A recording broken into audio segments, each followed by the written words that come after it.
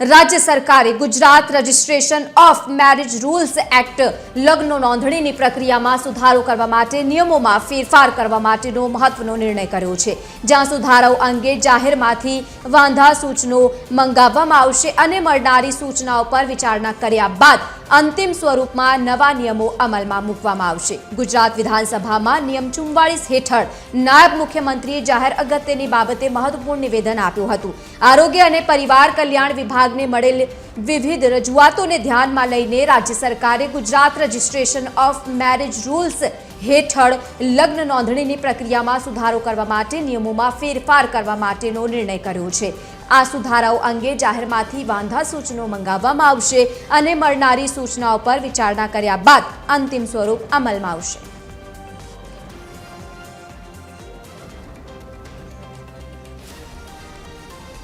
તો આજ બાબતે પાટીદાર નેતા શું કહી રહ્યા છે, આવો સાંભળીએ। મુખ્યમંત્રી, નાયબ મુખ્યમંત્રી અને કૌશિકભાઈ વેકરિયા કાયદા મંત્રીશ્રીનો આભાર વ્યક્ત કરીએ છીએ। સામાજિક તમામ સંસ્થાઓ, તમામ સંગઠનો અને દરેક સમાજના લોકો પોતાની દીકરી, સુરક્ષિત દીકરી માટેના જે પ્રયાસો હતા એમાં આજે રાજ્ય સરકારે પહેલ કરી છે, ત્યારે અમે એને આવકારીએ છીએ। 30 દિવસની અંદર કોઈપણ જાતના સૂચનો રજૂ કરવા કે વાંધા રજૂ કરવા માટેનો જે સમય છે એની અંદર અમે સમાજના લોકોને અપીલ કરીએ છીએ કે આપણને સૂચનો સરકારશ્રી સુધી પહોંચાડવા। શું સરકાર અત્યારે નિયમો બનાવી રહી છે એની વિગત વરુણભાઈ અને પૂર્વિનભાઈ બંને આપશે। નમસ્કાર મિત્રો, આજથી 9 માસ અગાઉ ગુજરાતમાં પાટીદાર આંદોલનકારીઓની ચિંતન શિબિરમાં 9 જેટલા મુદ્દા સાથે 9 જેટલી માંગણી સાથે સરકાર સમક્ષ રજૂઆત કરવામાં આવી હતી। એમાંની ઓનલાઈન ગેમ્બલિંગ ઉપર પ્રતિબંધ સહિતની 7 જેવી માંગણીઓ ગુજરાતની સરકારે અને કેન્દ્ર સરકારે પૂર્ણ કરી દીધી હતી। 8મી માંગણી ભાગેડુ લગ્ન પ્રથાના કાયદામાં સુધારો આવે, મેરેજ રજિસ્ટ્રેશન એક્ટમાં સુધારો આવે, એ માંગણી ઘણા ટાઈમથી પેન્ડિંગ હતી।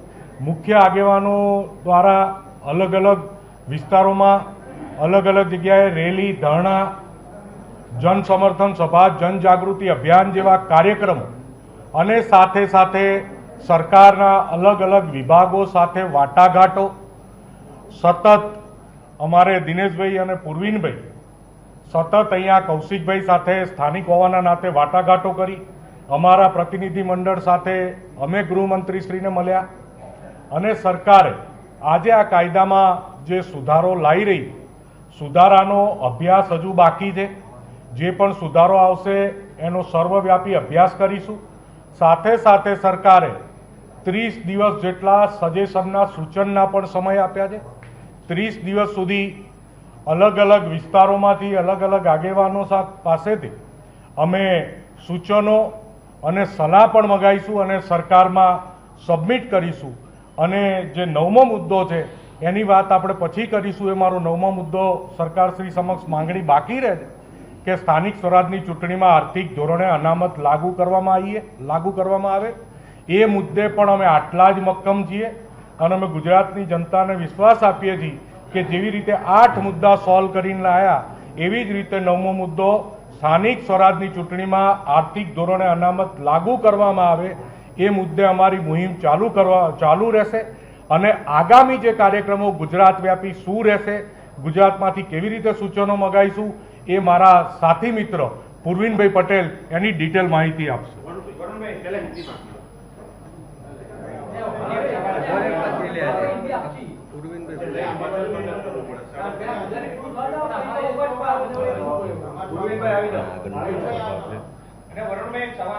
પછી સવાલના જવાબ આપી દઉં તો બધા।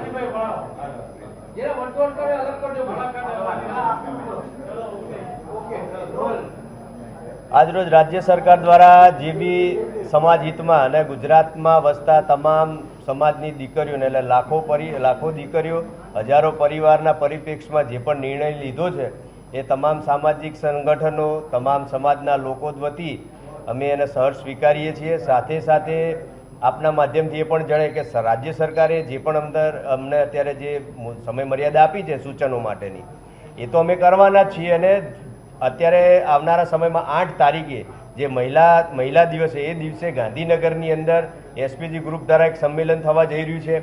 તમામ જુદા જુદા વિવિધ તાલુકા જિલ્લાઓમાં અમે સંમેલનો કરવાના છીએ. રાજ્ય સરકારે તો આપણા હિતમાં નિર્ણય લીધો છે, પણ સામાજિક આગેવાન તરીકે અમારા સંગઠન વતી અમારી પણ ફરજ છે કે સમાજની અંદર જાગૃતતા લાવવી.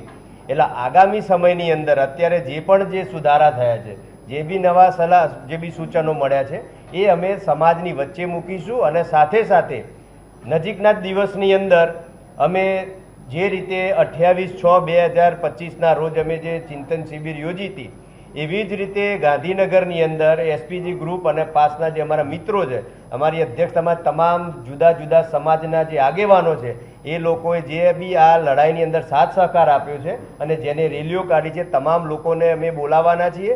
ફરીથી એક બેઠક કરીશું. જે પણ રીતે કોઈ પણ જ્યારે ઠરાવ પસાર થતો હોય છે ત્યારે નાની મોટી ક્ષતિઓ હોય છે, એના વિશે જે પણ સુધારા છે, જે સૂચનો છે, તમામ સામાજિક આગેવાનોની સાથે રહીને અમે લઈશું અને આપની સમક્ષ અને રાજ્ય સરકાર સમક્ષ રજૂ કરીશું. હાલ અમે આ વિષયને, આ નિર્ણયને અમે આવકારીએ છીએ. ક્વેશ્ચન હતો ને કોને?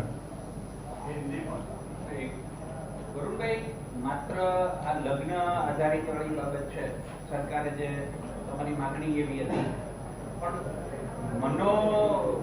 વૈજ્ઞાનિક રીતે કોઈ પ્રેશરાઇઝ કરવામાં સમાજની દીકરીઓનો એક ભોગ પાયલ મોટી બની હતી.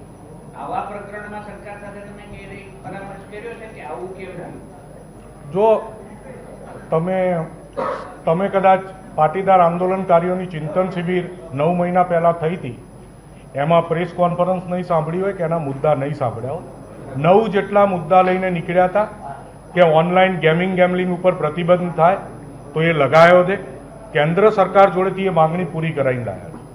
બિન અનામત વર્ગ આયોગમાં એમડીની નિમણૂક થાય તો એ માંગણી પૂરી કરી લાયા છે. યુવા સ્વાવલંબન યોજના અને બિન અનામત વર્ગ આયોગની પોલિસીમાં સુધારો થાય તો એ માંગણી પૂરી કરી લાયા. અને સમાજમાંથી સર્વવ્યાપી કોઈ પણ માંગણી આવશે, સમાજની સુરક્ષા, પ્રતિષ્ઠાનો ક્યારે પણ પ્રશ્ન હશે તો સરકાર સાથે જે ભાષામાં વાટાઘાટો કરવી પડે એ અમે ભૂતકાળમાંય કરી દે અને ભવિષ્યમાંય કરીશું.